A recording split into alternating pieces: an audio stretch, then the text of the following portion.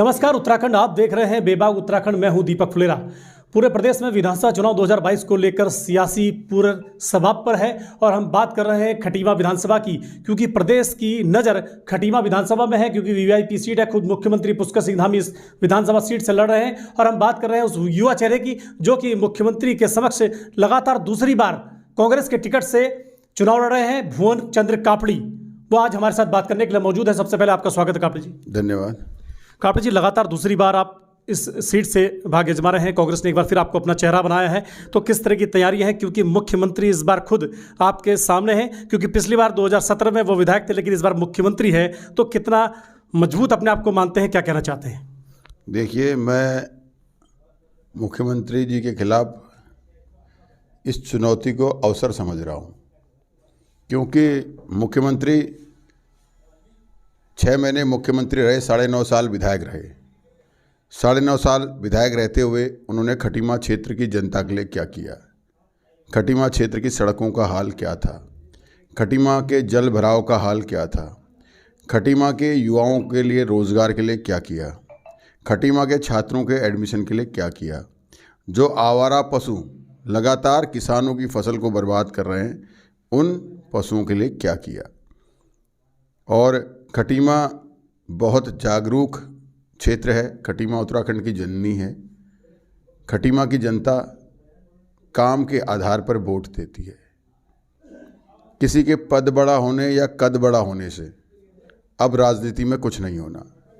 काम बड़े होने होंगे, सोच बड़े होने होंगे।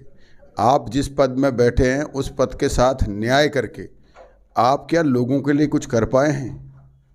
आप विधायक रहते हुए खटीमा के सड़कों के गड्ढे नहीं भर पाए। आप विधायक रहते हुए 5 साल आपकी सरकार रहते हुए हरीश रावत जी की घोषणा स्टेडियम, उसमें एक ईंट नहीं लगा पाए। जो युवा आज खेल में अपना भविष्य बना रहे हैं उनके लिए आप कुछ नहीं कर पाए। आप युवाओं के लिए रोजगार के कोई अवसर नहीं खड़े कर पाए।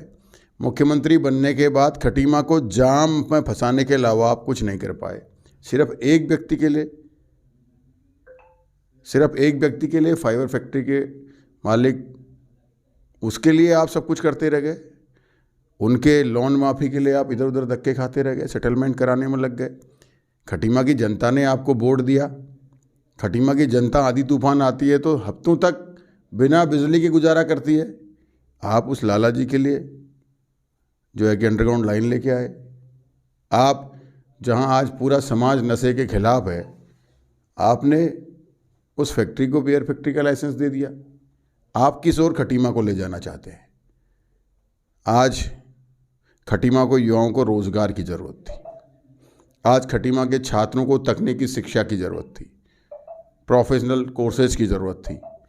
छात्र 20 दिन तक आमरण अनशन में बैठते रहे, आप 4 चक्कर आ गए, आप झांकने नहीं गए।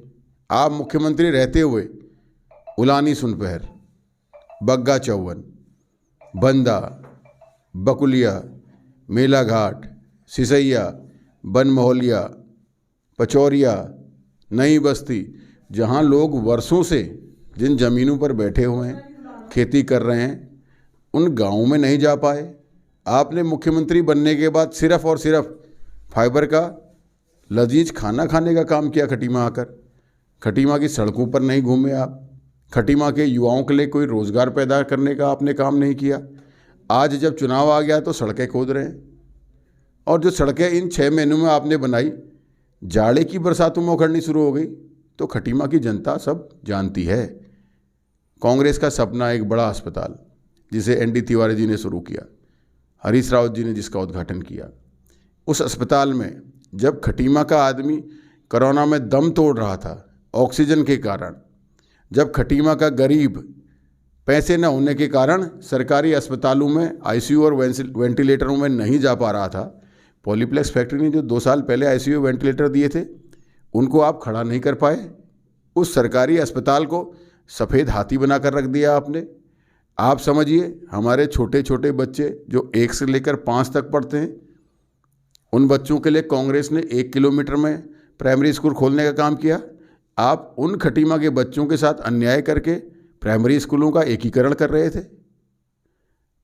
क्या आपने खटीमा के लिए किया? मैं चैलेंज के साथ कहता हूँ, तो कापड़ी जी, आपका कहना है, कई सारे आरोप हैं कि विकास को लेकर आपके, लेकिन भाजपा का कहना है कि उन्होंने खटीमा के विकास को आगे बढ़ाया है। चाहे वो एकलव्य विद्यालय की बात करते हैं, बाईपास की बातें हैं, क्रोकोडाइल पार्क की बात करते हैं, तो तमाम विकास कार्य वो गिनाते हैं। तो उन विकास कार्यों को कैसे देखते हैं? क्योंकि अगर खटीमा राज्य गठन की बात की जाए तो 20 सालों में 10 साल कांग्रेस रही है और 10 साल लगातार भाजपा रही है। तो आप उन विकास कार्यों को कैसे देखते हैं? क्या कहना चाहते हैं उन विकास कार्यों में?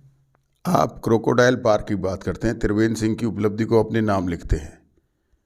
आप एकलव्य विद्यालय की बात करते हैं, जो अभी तैयार नहीं हुआ, आनन फानन में करोड़ों रुपया उद्घाटन में सरकार का बर्बाद कर दिया, जिसकी स्वीकृति 2010 में कांग्रेस की सरकार में हुई थी। आप उसका ढोल पीटते हैं। आप उस बाईपास की बात करते हैं जो 10 साल पहले बन जाना चाहिए था। आपके नाकारापन और आपकी नाकामी के कारण 10 साल तक लोगों को उन सड़कों के गड्ढों में चलना पड़ा, और आज वो बाईपास बन रहा है। तो आप अपने चहीतों की ज़मीन बचाने के लिए 2 एकड़, 5 एकड़, 10 एकड़ अपने गिने चुने लोगों की ज़मीन बचाने के लिए उस बाईपास के पानी की निकासी रोक रहे हैं। आज वो बाईपास कुटरी से लेके बिचपुरी, नौगवानाथ, खेतलसंडा, मुस्ताजर तक पूरा पानी का अंबार बन जाएगा। हजारों एकड़ फसल हर बरसात में बर्बाद होगी। आप इस ऐसे बाईपास की परिकल्पना क्या खटीमा का व्यक्ति कर रहा था, जिससे कि हजारों किसानों की हजारों एकड़ ज़मीन बर्बाद हो जाए? तो ये अपने चहीते 4 लोगों के फायदे के लिए आप पूरे खटीमा के एक पूरे इलाके को दांव में लगा रहे हैं। मैं आपको ये कहना चाहता हूँ आपके चैनल के माध्यम से, 14 तारीख के बाद मैं उस बाईपास में पानी नहीं रुकने दूंगा, चाहे उसके लिए मुझे कुछ भी करना पड़े। ऐसी विकास की सोच जिससे एक तरफ पूरा इलाका, जिसकी खेती बर्बाद हो जाए, बस आपके 4 लोग चहीते लोग, पूंजीपति, उनकी ज़मीनें बच जाएं, उसे अगर आप विकास कहते हैं तो भैया ये विकास की परिभाषा अच्छी है आपकी। तो 70 विधानसभा खटीमा आती है, प्रदेश की अंतिम विधानसभा है, लेकिन पूरे प्रदेश का ध्यान इस वक्त सियासत के तौर पर खटीमा विधानसभा पर है, और आपका ध्यान जीत पर है कि आखिर आप मुख्यमंत्री के समक्ष लगातार, क्योंकि दूसरी बार है, पहली बार आप मामूली अंतर से चुनाव हारे थे, लेकिन दूसरी बार आपको लगता है कि इस बार आप कितने कॉन्फिडेंस हैं? क्या आपकी मजबूत पक्ष हैं कि आपको लगता है कि आप मुख्यमंत्री के खिलाफ चुनाव जीतने जा रहे हैं? देखिए, शहीद स्मारक, जहाँ शहीदों की जनभावना पुरानी तहसील में जुड़ी थी, उसको अस्पताल में शिफ्ट कर रहे थे। मैंने चीफ सेक्रेटरी को ज्ञापन दिया। आपने जाकर कहा आनन फानन में पूरा जो है तहसील जो संस्कृति विभाग को जाएगा, ये भव्य शहीद स्मारक बनेगा। आप मुख्यमंत्री बनने के बाद उसे आधे बीघे में समेट दिया। हमारे गांव के वो अनुसूचित जाति के बच्चे जो रोज़ घर से नहीं आ सकते, उनके लिए अंबेडकर भवन के लिए कांग्रेस ने, हरीश रावत जी ने ज़मीन दी, आपने उसको निरस्त करने का काम किया। आज जो सड़कों पर जानवरों के कारण एक्सीडेंट हो रहे हैं, जो जानवर पिछले 7 साल से लगातार किसानों की फसल का नुकसान कर रहे हैं, उन जानवरों को बंद करने के लिए, उनकी व्यवस्था के लिए हरीश रावत जी ने 2014 में पशुपालन विभाग को 8.5 एकड़ ज़मीन, बंजर ज़मीन नगरा तराई में दी, जिसमें गौशाला 2015-16 में आपने शुरुआत करनी चाहिए थी। 17 के बाद आपकी सरकार थी, आपने शुरुआत करनी चाहिए थी। सिर्फ आपके चहीतों की, आपके रिश्तेदारों का उसमें कब्जा था। आपने 2019 में उसको निरस्त कराकर वो अनुसूचित जाति के भाई जो 60 साल से जिन ज़मीनों पर खेती कर रहे थे, वहाँ गौशाला शिफ्ट करी। ये गौशाला को 7 साल देरी विलम्ब करने में जो लोग जानवरों से टकराकर अपनी जान खो चुके हैं, उनके दोषी को आप हैं। जो लोग घायल हुए हैं, उनके दोषी आप हैं। जो जानवर घायल हुए हैं, उनके दोषी आप हैं। जो जानवरों ने जान खोई है, उनकी दोषी आप हैं। जो किसानों ने पिछले 7 साल दिन रात अपनी फसल को बचाने के लिए जानवरों को भगाया है, उनके दोषी आप हैं। अगर आप विकास की सोच रखते, आप किसान की सोच रखते, आप युवाओं की सोच रखते, तो आज खटीमा का ये हाल नहीं होता। तो भुवन कापड़ी जी, आप कहते हैं हर बात अपने भाषण में कि मैं सामान्य परिवार से आया हूं और यहां पर चुनाव लड़ रहा हूं। तो अगर ये चुनाव जो वर्तमान का चुनाव है, कहीं ना कहीं कांग्रेस का ये आरोप है कि धनबल पे ये चुनाव आ चुका है, तो उस धनबल से निपटने के लिए भुवन कापड़ी के पास क्या रोड मैप है कि किस तरह से इस चुनाव में धनबल से आप निपटेंगे? देखिए, जनता पढ़ी लिखी है। आज सोशल मीडिया में सब दिख रहा है, सब जानते हैं खटीमा फाइबर के गोदामों का हाल, कैसे वहाँ से चुनाव को प्रभावित करने के लिए सामग्री बांटी जा रही है। आज शाम को जब भी मुझे 7 बजे बाद किसी भाई का फ़ोन आता है तो कहते हैं भैया वहाँ कंबल बट रहे हैं, भैया वहाँ कुकर बट रहे हैं, भैया वहाँ साड़ी बट रही है। अब तो मुख्यमंत्री जी की फ़ोटो लग के चूड़ी बिंदी भी बट रही है। आप पैकेट देख सकते हैं, सोशल मीडिया के माध्यम से आपने देखे होंगे। अगर कोई व्यक्ति 10 साल विधायक रहकर 6 महीने मुख्यमंत्री रहकर अपनी विधानसभा में लोगों से ये कहे कि मैं सामान देकर वोट खरीदूंगा, मैं पैसे देकर वोट खरीदूंगा, आज उनके कार्यकर्ता खुद कहते हैं भुवन कापड़ी संघर्षशील है, युवा है, मेहनती है, कोई मतभेद, कोई जाति धर्म ऊंच नीच कोई भेदभाव नहीं रखता, पिछले 5 साल से संघर्ष कर रहा है, मजबूत पकड़ है, लेकिन गरीब है, पैसे नहीं है। ये तो उनके कार्यकर्ता कहते हैं कि भुवन कापड़ी को हम धनबल से हराएंगे। आज लड़ाई धनबल और जनबल की है, तो आज जनबल मेरे साथ है। तो कापड़ी जी क्या कहना चाहते हैं, क्योंकि चुनाव अब अंतिम चरण में है, क्योंकि अब चुनाव प्रचार भी सभा पर आप लगातार जनता के बीच में जा रहे हैं, तो किस तरह का प्यार जनता का आपको दिख रहा है, क्योंकि लगातार आपकी सभाओं में लोग उमड़ भी रहे हैं, तो क्या वो जो जनता आपकी सभाओं में आ रही है उसको वोट में कैसे कन्वर्ट, आपको लगता है कि विश्वास है कि वो वोट में भी कन्वर्ट होगा? जनता का भरोसा है। आज जो महंगाई 1500 की रसोई 6000 की हो गई है, 10,000 की कमाई 5000 की हो गई है। बच्चों को पढ़ा लिखा कर एक अच्छे भविष्य का सपना देखने वाले माँ बाप के बच्चे बेरोजगारी से घूम रहे हैं, कहीं रोजगार नहीं मिल रहा है। युवा बहुत परेशान हैं, महिलाएं महंगाई से परेशान हैं, किसान बिल के बाद आवारा पशुओं से परेशान है। किसान की फसल में लगने वाला NP का कट्टा 50 किलो का जिसकी कीमत 470 थी, आज 45 किलो का कर दिया और कीमत 1470 हो गई। वो किसान का धान 8 साल पुराने भावों में आज बिक रहा है। जिस किसान ने कांटे में धान तुला लिया उसको 3 महीने से पेमेंट नहीं हुई है, 4 महीने से पेमेंट नहीं हुए, जो कहते थे कि 24 घंटे में पेमेंट देंगे। भारतीय जनता पार्टी की सरकार रही तो धान को भी ये गन्ना बना देंगे, पर्चियाँ ही मिलेंगी, पैसे नहीं मिलेंगे।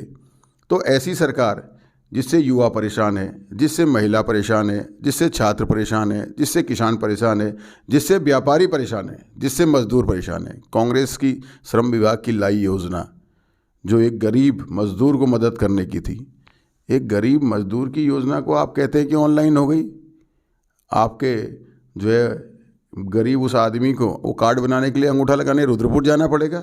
आप समझिए जो गरीब उस योजना का लाभ लेना चाहता था, आपने उसे इतना मजबूर कर दिया कि उसने उस योजना की तरफ जाना छोड़ दिया। तो मैं ये कहना चाहता हूँ कि आज जनता जागरूक है। जनता पद बड़ा कद बड़ा इस पे भरोसा नहीं करती, जनता काम पे भरोसा करती है। अगर आप विधायक बनकर जनता के पैसे से तनख्वाह ले रहे हैं तो आपको अपनी जिम्मेदारी निभानी पड़ेगी। आपको जनता के दरबार में जाकर, जनता के यहाँ जाकर काम करने पड़ेंगे। आज खेतों में तार झूल रहे हैं, आपने कभी उनको सीधा करने का प्रयास नहीं किया। कई बार हमारे धान की गेहूं की फसल हजारों एकड़ बर्बाद हो गई, उन तारों को झूलने से आपने कभी उसको नहीं किया। कई लोग परेशान हैं, उनके छतों के ऊपर तार जा रही है, वो आपके यहाँ धक्के खा खा के परेशान हो गए, आपने कुछ नहीं किया। आप आर्थिक सहायता बांट रहे हैं उन पूंजीपतियों को जो इनकम टैक्स भरते हैं, उन जो है लोगों को जिनकी खुद की कमाई 1 लाख रुपए महीने से ज़्यादा है, और वो जो गरीब टकरा कर कहीं गिर गया, बिस्तर पर है, एक्सीडेंट हो गया, उसको आपने कभी सहयोग नहीं किया। तो भुवन कापड़ी से हम ये जानना चाहते हैं कि अगर इस चुनाव में भुवन कापड़ी को जनता का आशीर्वाद मिलता है तो विकास का क्या एक जहन में आपका सपना है कि खटीमा विधानसभा के लिए आप कुछ ऐसा क्या करने जा रहे हैं जो कि आप सोचते हैं कि अगर मैं विधायक बना तो खटीमा को विकास की नई दिशा पर ले जाऊंगा? क्या कहना चाहते हैं इस बारे में? देखिए, खटीमा में सबसे पहले तो हम टेक्निकल एजुकेशन को बढ़ावा देंगे और खटीमा की और सितारगंज की फैक्ट्रियों से जो हमारे भाई पॉलिटेक्निक करके आ रहे हैं, ITI करके आ रहे हैं, इंजीनियरिंग करके आ रहे हैं और प्रोफेशनल कोर्सेज करके आ रहे हैं, उनको कंपलसरी करेंगे कि वो लोग यहाँ पर उनको अप्रेंटिस कराएं और उसके बाद योग्यता के हिसाब से उन्हें रोज़गार दें। हम छोटे छोटे लघु उद्योग, कुटीर उद्योग डेवलप करेंगे। हमारे जनजाति के हथकरघा को दुनिया में पहचान देंगे। हम हथकरघा का हब इस खटीमा को बनाएंगे। हम जो हमारी समूह की महिलाएं हैं, उन समूह की महिलाओं को काम देने का की योजना बनाएंगे कि उन महिलाओं को कैसे उनके घर पर उन्हें काम दिया जाए, न कि हम ये कहेंगे कि आप यहाँ आओ समूह कैंसिल हो जाएगा, वहाँ जाओ समूह कैंसिल। भीड़ के रूप में हम समूह की महिलाओं को, हमारी बहनों को, माताओं को हम उपयोग में नहीं लाएंगे। हम रोज़गार देकर उनको मजबूत करेंगे और उनके साथ इस खटीमा को मजबूत करेंगे। हम युवाओं के लिए स्वरोजगार के नए योजनाएं लाएंगे। हम अपनी जो पुरानी हमारी बुज़ुर्ग हैं उन्हें पेंशन जो इन्होंने बंद कर दी उसे वापसी करेंगे। जो बुज़ुर्ग महिला को पौष्टिक आहार था उसकी शुरुआत करेंगे। हम इस डिग्री कॉलेज को वापस 3000 की संख्या में ले जाएंगे जो बच्चों को एडमिशन नहीं मिल रहा है। चाहे हमें कालीन चलाने पड़ानी पड़े, चाहे हमें 4 बैच बनाने पड़े, लेकिन हम वहाँ पर जो बच्चों को एडमिशन मिलता था उसे पूरा करने का काम करेंगे। हम जो एक हमारे शहीदों ने उत्तराखंड का सपना देखा था, एक सुंदर उत्तराखंड का, युवाओं के भविष्य को निर्माण करने वाले उत्तराखंड का, बुजुर्गों का सहारा बनने वाले उत्तराखंड का, छात्रों को शिक्षा देने वाले उत्तराखंड का, हम खटीमा की 70 विधानसभाओं में खटीमा विधानसभा को नंबर 1 की विधानसभा बनाएंगे। खटीमा शहर से और गांव से जल भराव की समस्या से लोगों को निजात दिलाएंगे। आज आप खटीमा में चले जाइए, मुख्यमंत्री जी विकास विकास विकास विकास कहते हैं। आज जाड़े की हल्की सी बरसात में हमारे अमाऊं क्षेत्र में, खेतलना क्षेत्र में लोग घरों से नहीं निकल पा रहे, इतना पानी भर गया है। अभी मैं बिचपुरी से आ रहा हूँ, यहाँ मेहदगांव से आ रहा हूँ। वहाँ एक बुजुर्ग माता कहती है कि भाई हमारी जो है 14 एकड़ ज़मीन बर्बाद, 14 बीघा ज़मीन बर्बाद हो गई पानी में डूबकर, कोई निकासी नहीं है। हमारे पूर्व सैनिक कहते हैं कि भाई हमारे खेतों में पानी नहीं निकल रहा है, उसको कोई निकासी नहीं है, कभी पलट कर नहीं देखा। मैं कल उल्दन बिसौटा में गया तो आप सोचिए कितना गरीबी का दर्द है। बूढ़ी माता मुझसे कहती है बेटा मैं बिना तेल के सब्जी बना रही हूँ। तो ऐसा दर्द लोगों के अंदर है। लोग 14 फरवरी के इंतज़ार में है। तो मोहन कावड़े जी, कितना विश्वास है कि 14 फरवरी के दिन जिस दिन मतदान होगा, लोग अपना प्यार आपको मतदान जो वोट के रूप में देने जा रहे हैं, कितना विश्वास जहन में? अभी एक अंतरात्मा आपकी क्या कहती है इस बार? मुझे पूरा विश्वास है कि जनता मेरे साथ है।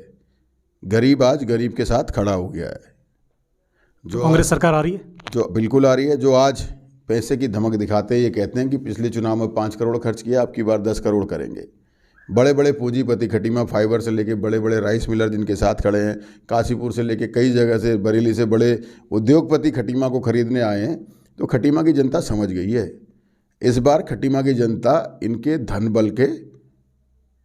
बल में फंसने वाली नहीं है। सबने मन बना लिया है कि ये महंगाई बढ़ाने वाली सरकार, ये बेरोजगारी बढ़ाने वाली सरकार, ये छात्रों के एडमिशन ख़त्म करने वाली सरकार, ये किसान विरोधी सरकार, ये व्यापारी विरोधी सरकार, इस सरकार को 14 फरवरी को विदाई दे देंगे। तो भाजपा का नारा कि अब की बार 60 के पार, आप क्या कहना चाहते हैं? क्योंकि आप कार्यकारी प्रदेश अध्यक्ष भी हैं, पूरे उत्तराखंड का भी आपको जिम्मा है, क्या कहना चाहते हैं उसको लेकर? बिल्कुल सही, अब की बार 60 पार, लेकिन कांग्रेस। चुनाव के बाद भारतीय जनता पार्टी के नेता कहेंगे ये चुनावी जुमला था। जी बिल्कुल, ये थे भुवन कापड़ी, कार्यकारी प्रदेश अध्यक्ष हैं और खटीमा विधानसभा से लगातार दूसरी बार कांग्रेस के प्रत्याशी हैं और खुद मुख्यमंत्री के समक्ष लगातार दूसरी बार ताल ठोक रहे हैं। इन्हें पूर्ण विश्वास है कि जिस तरह से वो लगातार जनता के बीच में जा रहे हैं, जनता उनको सुन रही है, उनको समझ रही है, उनको समर्थन दे रही है। उनको पूर्ण विश्वास है कि आने वाले 14 फरवरी को भारी बहुमत से जनता उनको जिताकर भेजेगी और एक बार फिर प्रदेश में कांग्रेस की सरकार आएगी। आज के लिए इतना ही, आगे फिर नए प्रत्याशी, नई शख्सियत से हम मुलाकात करेंगे। अगर आपने हमारे चैनल को सब्सक्राइब नहीं किया है तो हमारे चैनल को सब्सक्राइब के हमारे पेज को फॉलो करें और हमसे जुड़िए। नमस्कार।